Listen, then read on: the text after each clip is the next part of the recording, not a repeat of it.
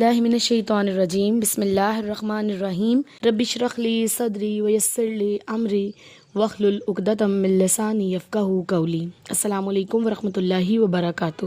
اللہ رب العزت ہم سب کو بہترین ایمانی حالات میں رکھے، اللہ تعالی ہم سب سے راضی ہو جائے، آمین ثم آمین۔ آج ہم جس ہستی کا تذکرہ کریں گے، اگر اس کے خاندانی پس منظر کی طرف جائیں تو ان کے دادا کا نام تھا امیہ بن حلف، جو قریش کا ایک بہت ظالم سردار تھا۔ اس نے کبھی کوئی کسر نہیں چھوڑی تھی مسلمانوں کو اذیت پہنچانے کی۔ وہ گاہے بگاہے مسلمانوں کو سخت ترین سزائیں دیتا رہتا تھا۔ اہل ایمان میں سب سے زیادہ اذا رسانی کا نشانہ سیدنا بلال کو بنایا جاتا رہا، کیونکہ امیہ بن حلف ان کا آقا تھا اور وہ غلام تھے۔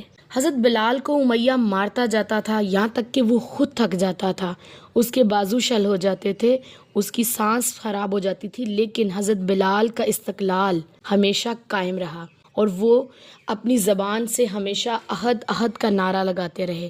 امیہ بن حلف غصے میں آپے سے باہر ہو جاتا اور وہ حضرت بلال کو بہت زیادہ اذیت پہنچاتا، لیکن حضرت بلال رسول اللہ اور اللہ تعالیٰ کی محبت میں اتنے زیادہ ثابت قدم رہے کہ وہ ہر تکلیف کو برداشت کرتے رہے۔ وہ اپنے ایمان پر ڈٹے رہے کہ اللہ تعالیٰ کو ان پر رحم آ گیا۔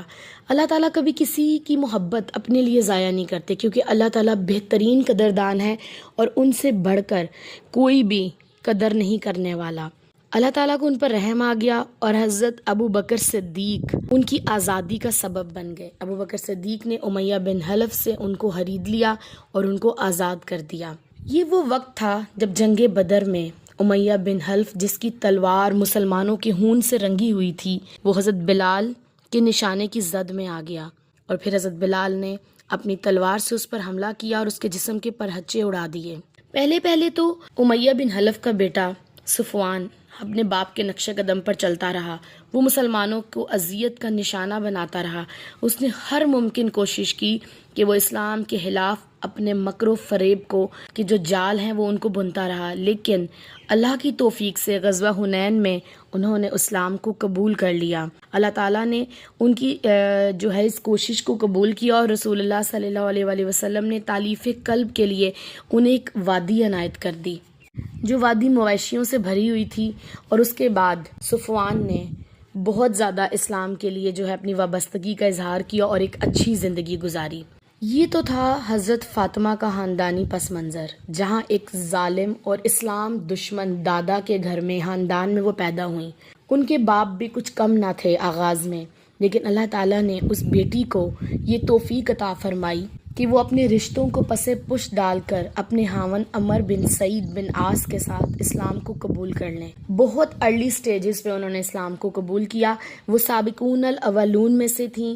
اللہ تعالیٰ ان پر اپنی ہزاروں رحمتیں برکتیں نازل فرمائے۔ انہوں نے بہت زیادہ اسلام کے لیے مشکلات اور مصائب کا انہیں سامنا کرنا پڑا۔ اللہ تعالیٰ کی طرف سے رسول اللہ کو یہ حکم مل گیا کہ ایسے جو نبی صلی اللہ علیہ وسلم کے پیروکار ہیں، جو یہاں پہ ظلم و ستم کا نشانہ بن رہے ہیں، جو قریش کی دشمنی کا نشانہ بن رہے ہیں، اللہ کے نبی نے اپنے پیروکاروں کو حکم دیا کہ وہ سرزمین حبشہ کی طرف ہجرت کر دیں۔ یہ ہجرت کا لفظ بڑا آسان لگتا ہے بولنے میں، لیکن یہ آسان نہیں ہے۔ ہم 2 دن اپنے گھر سے کہیں جا نہیں سکتے۔ ایون کہ میں ایک چھوٹی سی مثال دیتی ہوں کہ اگر ایک شادی شدہ خاتون وہ اپنے میکے جاتی ہے 2 دن 4 دن کے لیے، ایون کہ 1 ماہ کے لیے بھی، وہ ایک وہ بڑی حالی پن سا محسوس کرتی ہے، اپنے گھر کو یاد کرتی ہے اور وہ لوٹ کے اپنے گھر آنا چاہتی ہے۔ یا ہم اپنے آپ کی بھی مثال لیں تو کون ہے جو اپنے گھر کو چھوڑ دے، اپنے لوگوں کو چھوڑ دے؟ یہ ہجرت کا لفظ بہت سادہ نہیں ہے، یہ بہت زیادہ ڈیپتھ لیے ہوئے اپنے اندر کہ اللہ کی محبت میں گھر بار، رشتے، محبت، پیسہ، مال، جائیداد، اپنی پہچان، ہر چیز کو چھوڑنا، اور یہ وہی کر سکتے ہیں جو اللہ تعالیٰ سے محبت میں خالص ہوتے ہیں۔ رسول اللہ کو بتایا گیا تھا کہ حبشہ کا حکمران بہت عادل ہے اور وہ اپنی سلطنت میں کسی پر ظلم و ستم نہیں ہونے دیتا، اسی لیے رسول اللہ نے اپنے پیروکاروں کو حبشہ کی طرف جانے کا وہ حکم جاری کیا۔ حبشہ کی طرف جن لوگوں نے ہجرت کی، سیدہ فاطمہ اور ان کے خاوند سیدنا عمر بن سعید بھی وہ ان لوگوں میں شامل تھے۔ زندگی یہاں تک نہیں تھی، زندگی اتنی تنگ کر دی گئی کہ انہیں شیب ابی طالب میں پناہ لینی پڑی۔ سب لوگوں نے، مسلمانوں کے خلاف جو لوگ تھے، انہوں نے ان کا بائیکاٹ کر دیا اور وہ قید میں رہے۔ کھانے پینے کی کوئی چیز نہیں تھی، درختوں کے پتوں سے گزارا کیا جاتا تھا۔ آج ہم امیجن کر سکتے ہیں درختوں کے پتے کھانا؟ ہم یہ کبھی سوچ بھی نہیں سکتے۔ ہم اپنے دسترخوان کو دیکھیں، بھرے ہوئے دسترخوانوں پہ بھی ہم ناشکری کر رہے ہوتے ہیں کہ یہ کیوں نہیں پکا ہوا اور وہ کیوں نہیں پکا ہوا۔ قابل غور بات ہے کہ آج مسلمان عورت کی زندگی صرف کچن تک محدود ہو کے رہ گئی ہے۔ اس بات پہ بہت سے لوگوں کو اعتراض ہو سکتا ہے کہ عورت کا کام ہے گھر کے کام کرنا، کچن کو دیکھنا۔ ہاں، تو ہم اس چیز سے اسلام نے انکار تو نہیں کیا، ہم نے تو وہ چیز بھی دیکھی کہ حضرت فاطمہ رضی اللہ تعالیٰ عنہ جو رسول اللہ صلی اللہ علیہ وسلم کی بیٹی ہیں، وہ اپنے ہاتھوں سے آٹے کو پیستی ہیں چکی میں، ان کے ہاتھوں پہ چھالے پڑ جاتے ہیں، وہ اپنے باپ سے غلام کی فرمائش کرتی ہیں اور رسول اللہ ان کو تسبیح فاطمہ بتا کر اپنے گھر واپس بھیج دیتے ہیں۔ یہ وہ اسلام ہے جس نے صبر کا درس دیا۔ لیکن بات صرف یہ کہنے کی ہے کہ آج ہم ایک کھانے پہ صبر نہیں کرتے، آج ہمارے دسترخوان بھرے ہوئے ہیں اور ہم ان کے اندر ناشکری کرتے ہیں، نخرہ کرتے ہیں کہ یہ نہیں کھانا تو وہ نہیں کھانا، یہ کیسا بنا ہے، اس میں نمک کم ہے۔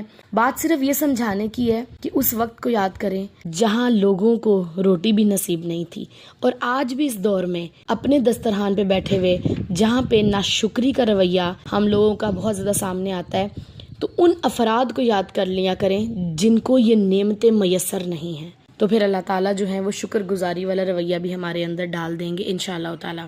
اسلام کی خاطر تکالیف اٹھانے والی یہ صحابیہ سیدہ فاطمہ بنت صفوان کا زندگی کا سفر بہت تھوڑا رہا۔ وہ حبشہ کی ہجرت کے دوران، ہجرت حبشہ کے دوران ہی اپنے خالق حقیقی سے جا ملیں اور ان کی وفات حبشہ میں ہو گئی۔ اس کے بعد ان کے خاوند عمر بن سعید جو ہیں وہ مکہ واپس آئے جب حکم ہوا، اور انہوں نے رسول اللہ کے ساتھ مدینہ کی طرف بھی ہجرت کی۔ انہوں نے رسول اللہ کے ساتھ فتح مکہ، غزوہ حنین، غزوہ طائف، غزوہ تبوک میں شرکت کی، اور آخر کار جنگ اجادین میں وہ شہادت کے رتبے پر فائز ہو گئے۔ اللہ تعالیٰ سے دعا ہے کہ سیدہ فاطمہ بنت صفوان اور ان کے خاوند عمر بن سعید بن عاص پر اپنی رحمتوں کا سایہ دراز کر دے۔ یہ دونوں اسلام کے ساتھ وفادار تھے، اللہ تعالیٰ نے ان کی وفاداری کو ضائع نہیں کیا، ان کا ذکر خیر پچھلوں میں چھوڑ دیا۔ ہم نے کیا سیکھا سیدہ فاطمہ بنت صفوان کی زندگی سے؟ کہ اللہ تعالیٰ جس سے محبت کرتا ہے اسے دین کی سمجھ عطا کر دیتا ہے۔ اللہ تعالیٰ یہ نہیں دیکھتے کہ خاندان کیسا تھا، اللہ تعالیٰ نے یہ نہیں دیکھا کہ آباء و اجداد کا کردار کیا تھا اسلام کے خلاف۔ اللہ تعالیٰ تو دلوں کی خلوص کو دیکھتے ہیں، اور پھر اللہ تعالیٰ جس پر اپنی نظر کرم کر دے تو پھر کوئی بھی انسان اس کو اللہ کی رحمت سے دور نہیں کر سکتا۔ اللہ تعالیٰ سے دعا ہے کہ اللہ تعالیٰ ہمیں بھی اپنی محبت نصیب فرما دے، اللہ تعالیٰ ہمیں دین کی سمجھ عطا فرما دے۔ اللہ تعالیٰ جس سے محبت کرتے ہیں یا نہیں کرتے اس کو دنیا دے دیتے ہیں، لیکن اللہ تعالیٰ جس سے محبت کرتے ہیں اس کو دین دے دیتے ہیں۔ الحمدللہ رب العالمین۔ اگلی بات جو ان کی زندگی سے سیکھنے کی ہے کہ اللہ تعالیٰ کی نظر میں کوئی امیر، کوئی غریب، کوئی اعلیٰ، کوئی ارفع، کوئی ادنا نہیں ہوتا، بلکہ اللہ تعالیٰ کی نظر میں صرف تقویٰ ہے۔ جو تقویٰ میں جتنی آگے ہوگا وہ اللہ کی محبت میں اتنا ہی زیادہ اللہ کے قریب ہوگا۔ تیسری بات جو ان کی زندگی سے ہم نے سیکھتے ہیں کہ اللہ تعالیٰ اپنے دشمنوں کو نیست و نابود کر دیتا ہے، اور اللہ تعالیٰ اپنے بندوں کو رہتی دنیا تک جو ہے ان کا ذکر زندہ رکھتا ہے۔ چوتھی بات ہے اللہ تعالیٰ چاہے تو کیچڑ میں بھی پھول اگا سکتے ہیں، کیچڑ میں بھی کمل کھل سکتا ہے۔ امیہ بن حلف کے گھر میں سیدہ فاطمہ بنت صفوان کا پیدا ہو جانا یہ اللہ تعالیٰ کی قدرت ہے کہ اللہ تعالیٰ جو چاہیں وہ کر سکتے ہیں۔ اور اس سے ہمیں یہ بات بھی سیکھنے کو ملتی ہے کہ اسلام واقعی کسی کی میراث نہیں، یہ خاندان در خاندان نہیں، یہ نسل در نسل نہیں، یہ ہر انسان کا انڈیویجول معاملہ ہے۔ کون حق کو پہچان لیتا ہے، کون حق کے ساتھ چلنے لگ جاتا ہے، کون حق کو اپنی زندگی میں شامل کر لیتا ہے، اور پھر جس کو رب تھام لے تو پھر اس کو دنیا میں کسی اور سہارے کی ضرورت نہیں رہتی۔ آخری بات جو سیکھنے کی ہے حضرت فاطمہ بنت صفوان کی زندگی سے کہ سابقون الاولون کا درجہ بہت بلند ہوتا ہے۔ کچھ لوگ ایسے ہوتے ہیں جو سنتے ہیں اللہ کی بات کو اور ان کو وقت لگتا ہے اس کو قبول کرنے میں، اور اسی دنیا میں کچھ لوگ ایسے ہوتے ہیں جو اللہ کی بات، شریعت کا قانون سنتے ہیں اور ان کے دل فوراً سے مائل ہو جاتے ہیں حق کی طرف، اور وہ ان کا دل راضی ہو جاتا ہے۔ ایسے لوگ وہ ہوتے ہیں جو سمینا و اطاعنا پہ عمل کرتے ہیں کہ ہم نے سنا اور ہم نے اطاعت کی، اور ایسے لوگ وہ ہوتے ہیں جو سابقون الاولون ہوتے ہیں۔